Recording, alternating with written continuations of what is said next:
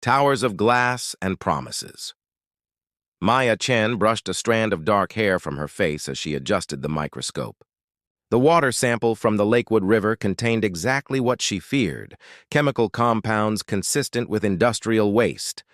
Her research team had been tracking the increasing pollution levels for months, but this sample was their smoking gun. "You need to see this," Maya called to Jackson, who was analyzing data across the lab. Jackson Okafor, her research partner of 3 years, peered through the microscope and whistled. "That's definitely from the Rotech plant. No one else in the region uses that particular polymer compound." Maya nodded, her expression grim. "We finally have enough evidence to prove it." Their Environmental Research Foundation had been investigating water quality across the state, but this discovery could put them at odds with the most powerful man in the city, Dominic Rowe, tech innovator and billionaire philanthropist. "You know who we're up against, right?" Jackson asked, his Nigerian accent thickening with concern. "Science doesn't care about bank accounts," Maya replied, though her stomach tightened. Her foundation's breakthrough water filtration system had recently caught Dominic's attention. He'd offered substantial funding and partnership opportunities. The next evening found Maya in the soaring atrium of the Rowe Technology headquarters, attending a gala for environmental innovation. The walls of glass reflected the city lights, creating a cathedral of modern wealth and power. "Dr. Chen, I've been looking forward to meeting you," said a deep voice behind her. Maya turned to find herself face to face with Dominic Rowe. In person, he was more magnetic than his photographs, tall with intelligent gray eyes that seemed to absorb every detail around him. "Your filtration system could revolutionize water access in developing regions," he continued. "I'd like to discuss scaling it globally." Their conversation flowed easily from technical specifications to shared visions of environmental restoration. By evening's end, they'd moved from professional interest to personal connection, exchanging phone numbers and making plans to continue their discussion. Over the following weeks, Maya found herself increasingly drawn into Dominic's world. Their dinner meetings about technology partnerships evolved into quiet evenings at his penthouse overlooking the city, where they shared dreams and discovered unexpected common ground. "I grew up in a mining town," Dominic told her one night as they stood on his balcony. "I saw what industrial negligence did to the landscape, the water. That's why I've built Rotech with sustainability in mind." Maya leaned into his embrace, feeling the warmth of his hand against her back. "That's what I admire about your work, the commitment to doing better." Their relationship deepened through autumn, a passionate connection that seemed to bridge their separate worlds. In Dominic, Maya found someone who understood her ambition and matched her intensity. She began to imagine a future where their combined resources could create genuine environmental change. But in the lab, the evidence continued mounting. The chemical signatures from Rowe Tech factories appeared in water samples from 3 different rivers, at levels far exceeding legal limits. "Maya, we need to publish this," Jackson insisted, spreading the data sheets across her desk. "People are drinking this water." She stared at the numbers, feeling the weight of her conflicting loyalties. "Let me talk to Dominic first. There must be an explanation." "Just be careful," Jackson warned. "Men like him aren't used to being questioned." That night in Dominic's penthouse, Maya presented her findings. She watched his expression shift from disbelief to calculation, a subtle hardening around his eyes that sent a chill through her. "There must be a mistake," he said finally, setting down her report. "But I promise I'll look into it personally." He pulled her close, his kiss almost making her forget her concerns. Almost. "Trust me," he whispered against her hair. As the city lights glittered below them like false stars, "We want the same things." Maya nodded, wanting to believe him, even as a small voice whispered that she might have made a terrible mistake. The Emperor's Revenge. 3 weeks after Maya presented her findings to Dominic, everything changed. She arrived at her lab to find her research funding had been abruptly terminated. The official letter cited methodological concerns and data irregularities, accusations that struck at the heart of her professional integrity. "This is him," Jackson said, his voice tight with anger as Maya read the letter aloud. He's cutting us off. Maya shook her head. He promised to look into the pollution. He wouldn't. Her phone buzzed with a news alert. Environmental scientist accused of falsifying research data. The article quoted anonymous sources claiming Maya had manipulated findings to attract funding and fame. Maya, Elena Vasquez said when Maya called her attorney friend in panic, this is a coordinated attack. 3 different journals have contacted me asking about retractions, and your university department is launching a review. Within days, Maya's carefully built reputation crumbled. Former colleagues avoided her calls. Conference invitations disappeared. Her foundation's donors withdrew support, citing the ongoing controversy. Dominic remained unreachable, his assistant providing polite excuses. When Maya finally confronted him outside his office building, his expression was a mask of professional regret. Maya, I'm sorry about how this has unfolded, he said, maintaining a careful distance as photographers lingered nearby. But my environmental compliance team reviewed your claims and found significant problems with your methodology. That's a lie, she hissed, feeling the betrayal like a physical blow. Your factories are poisoning those rivers and you're covering it up. His eyes hardened. Be careful with accusations you can't prove. Dr. Chen, my legal team takes defamation very seriously. That evening, Maya sat in Elena's office, struggling to maintain composure as they reviewed her options. He's using his media connections to destroy me, Maya said. Everyone assumes I'm guilty. Elena placed a supportive hand on her shoulder.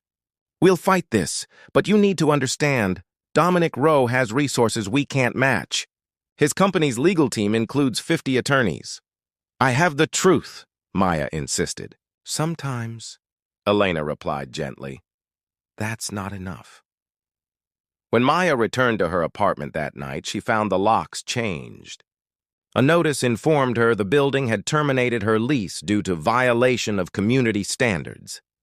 Standing on the sidewalk with nowhere to go, she called Jackson, who immediately offered his spare room. This isn't coincidence, he said, when he helped her bring in the suitcase containing the few possessions she'd managed to grab. Rowe owns the management company that runs your building. Maya stared at him in disbelief. How deep does his influence go? Deep enough to make your life impossible, Jackson said grimly, but not deep enough to bury the truth forever. Over the following weeks, Maya watched as her professional life disintegrated. Her university placed her on administrative leave pending investigation. Scientific journals published retractions of her previous work, citing concerns about data integrity. The personal attacks were equally devastating. Gossip websites published stories claiming she had seduced Dominic to gain funding. Anonymous accounts posted doctored photos of her. Each morning brought new horrors. He's trying to make me give up, Maya told Elena during one of their strategy sessions. He wants me broken. Are you? Elena asked, watching her carefully. Maya straightened her shoulders. No, I'm angry. That night, as Maya worked through research notes in Jackson's apartment, trying to reconstruct her evidence, her phone lit up with a text from an unknown number. Not everyone at Rotech agrees with what's happening. Check your email. The anonymous message came with attached files, internal emails discussing the chemical dumping and strategies for concealing environmental violations. The sender had signed simply, "Someone who still has a conscience." This changes everything, Jackson said, scanning the documents. But we need more, and we need someone who can help us get the truth out without Dominic shutting them down. Maya nodded, a spark of hope rekindling. I think I know who might help us. The next morning, Maya met with Zara Williams, an investigative journalist known for her fearless exposés of corporate misconduct. In a quiet corner of a busy cafe, Maya slid the documents across the table. I need someone who isn't afraid of powerful enemies, Maya said. Zara reviewed the papers, her expression sharpening with interest. Dominic Rowe has tried to buy my silence before. I've been waiting for the chance to expose him. She looked up at Maya with determination. Tell me everything. As Maya left the cafe, she felt Dominic's surveillance, a black car following at a distance, a photographer capturing her meeting with Zara. He was watching her every move, confident in his power to crush any resistance. But for the first time in weeks, Maya smiled. The Emperor was powerful, but he wasn't omniscient, and his kingdom was built on secrets that were about to see daylight. Whispers in the archives. Dominic Rowe's environmental violations go back further than we thought, Zara explained, spreading documents across her apartment floor where Maya and Jackson had gathered. After 3 weeks of investigation, the journalist had uncovered a disturbing pattern. 7 years ago, his first factory in Mexico faced similar accusations before the whistleblowers mysteriously withdrew their complaints, Zara continued. 2 years later, the same thing happened in Malaysia. Jackson studied the satellite imagery Zara had obtained. The water discoloration patterns match what we found at the Lakewood River. Maya touched the photographs of dead wildlife. Fish with chemical burns, birds with contaminated feathers. He's been doing this everywhere he operates. Zara nodded grimly, and buying his way out of consequences. But he made a mistake this time. He got personally involved with you. His feelings complicated his usual cleanup procedure. The words stung, but Maya pushed past the pain. We need irrefutable evidence that connects these chemicals directly to his factories. That's where I come in, said a new voice from the doorway. A man with kind eyes behind wire-rimmed glasses entered, carrying specialized sampling equipment. Maya Jackson, meet Dr. David Kim, Zara introduced. Environmental toxicologist and expert witness in over 20 pollution cases. And someone who's turned down Rowe-Tech job offers 3 times, David added with a wry smile. I've been following your research, Dr. Chen. Your water filtration work is revolutionary. Over the next days, their investigation gained momentum. Under cover of darkness, David and Jackson collected new water samples upstream and downstream from Rowe's factories. Maya analyzed the chemical signatures, creating an unbreakable link between the pollution and its source.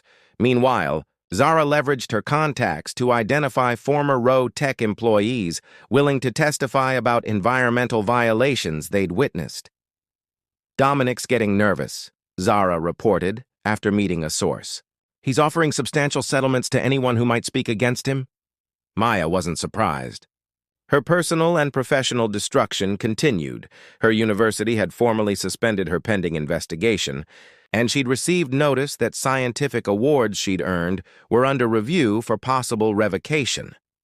Elena brought additional concerns during their next meeting. He's filed for a preliminary injunction to prevent you from publishing any research related to Rowe-Tech. And he's suing you for defamation, asking for $20 million in damages. A lawsuit means discovery, Maya pointed out. We could request internal documents. He's counting on bankrupting you before we get that far, Elena replied. But yes, if we can survive the initial onslaught, a courtroom might be exactly where we want this to end up. One evening, as Maya worked late in Zara's apartment, her phone rang with an unfamiliar number. Maya? Dominic's voice sent an unwelcome shiver through her. This has gone far enough. You're destroying yourself for nothing. She steeled herself against the memories his voice evoked, intimate conversations, shared dreams, his touch against her skin. What do you want, Dominic? To offer you a way out, he said, his tone softening. Drop this crusade. Sign a non-disclosure agreement. In return, I'll restore your funding, issue a public statement supporting your research, and provide a generous settlement. The offer tempted her, a chance to reclaim her reputation, her career, her life. You were special to me. Maya, he continued into her silence. You still could be. Maya closed her eyes, remembering how she'd once believed in him. And the rivers? The community's drinking contaminated water. I'll implement improved filtration over time. These transitions are complex. No, she said quietly. I don't trust your promises anymore. His tone hardened instantly. Then I'll see you in court where your remaining credibility will be completely destroyed. After he hung up, Maya sat motionless, absorbing the threat. Moments later, Zara burst into the apartment, her expression triumphant. We found the smoking gun, she announced, waving a flash drive. One of Dominic's former environmental compliance officers kept copies of reports that were altered before submission to regulatory agencies. Original tests showing dangerous contamination levels, then magically clean in the official versions. Maya took the drive with trembling fingers. Is it enough? Zara's smile was fierce. With the other evidence we've gathered? More than enough to take him down in court and possibly send him to prison. For the first time in months, hope overshadowed fear in Maya's heart. Their truth whispered from the archives would soon become a roar that even Dominic Rowe couldn't silence. Part 4. The courtroom revelation, Defamation hearing against Maya began with all the theater Dominic could orchestrate. His attorneys arrived in a coordinated procession, wheeling cases of evidence documenting Maya's alleged scientific misconduct. Television crews captured Dominic's arrival, somber, regretful, the picture of a philanthropist betrayed by someone he'd trusted. Maya entered more quietly with Elena, Jackson and Zara following supportively. After months of preparation, the culmination of their fight had arrived. She wore her most professional attire, her posture straight despite the whispers that followed her through the courthouse. Remember, Elena murmured as they took their seats, Dominic expects to control this narrative. Our advantage is his overconfidence. Judge Harriet Powell, known for her no-nonsense approach, surveyed the crowded courtroom with a skeptical eye. This hearing will determine whether Dr. Chen's statements regarding Rowe Technologies constitute defamation. I expect focused arguments without theatrical flourishes. Dominic's lead attorney, Marcus Bennett, presented their case first, a masterclass in character assassination disguised as legal argument. He portrayed Maya as a failed scientist, desperate for funding and fame, who had manufactured environmental concerns to extort Rowe Tech.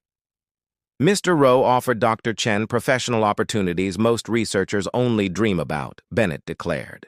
When he raised legitimate questions about her methodology, she retaliated with false accusations designed to damage his company. Throughout this performance, Dominic maintained a perfect mask of disappointment.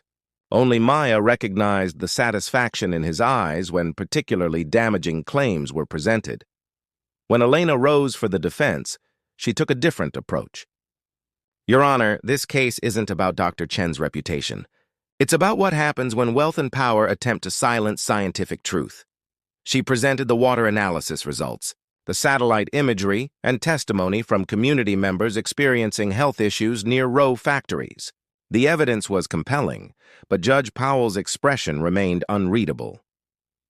During a brief recess, Maya overheard Dominic instructing his attorneys.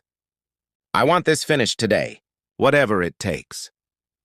The afternoon brought Dominic himself to the witness stand, where he delivered a performance of wounded integrity. I admired Dr. Chen's passion, he testified, his voice carrying just the right note of regret.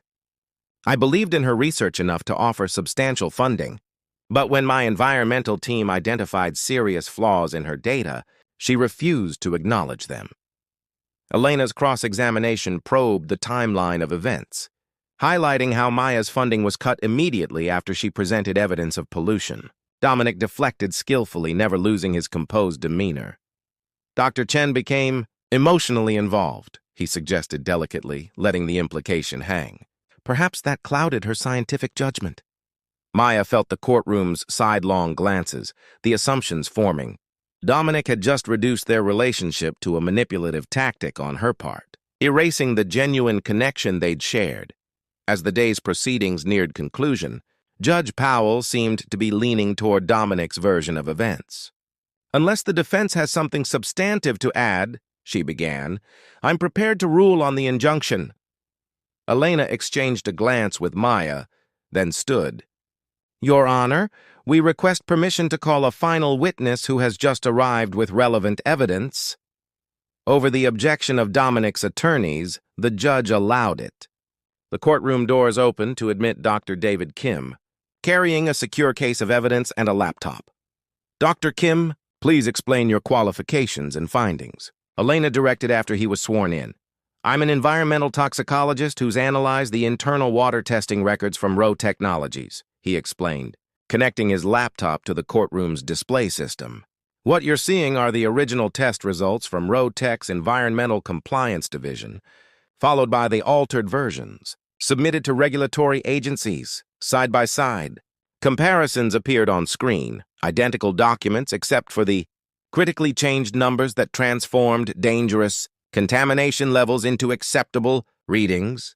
These documents came from Philip Morris, former head of environmental compliance at Tech, David continued, who was instructed to falsify these reports or lose his position. The courtroom erupted in murmurs as Philip Morris himself entered, a distinguished man in his 60s, who walked to the witness stand with grim determination. Mr. Rowe personally directed me to adjust these findings. Philip testified, his voice steady. When I objected, he said, and I quote, "The cost of proper filtration would impact our quarterly returns. This is how business works." Gardens. After the storm 8, months after the courtroom revelation, Maya stood in the sunshine, watching volunteers plant native vegetation along the restored Lakewood River shoreline. The water ran clear now.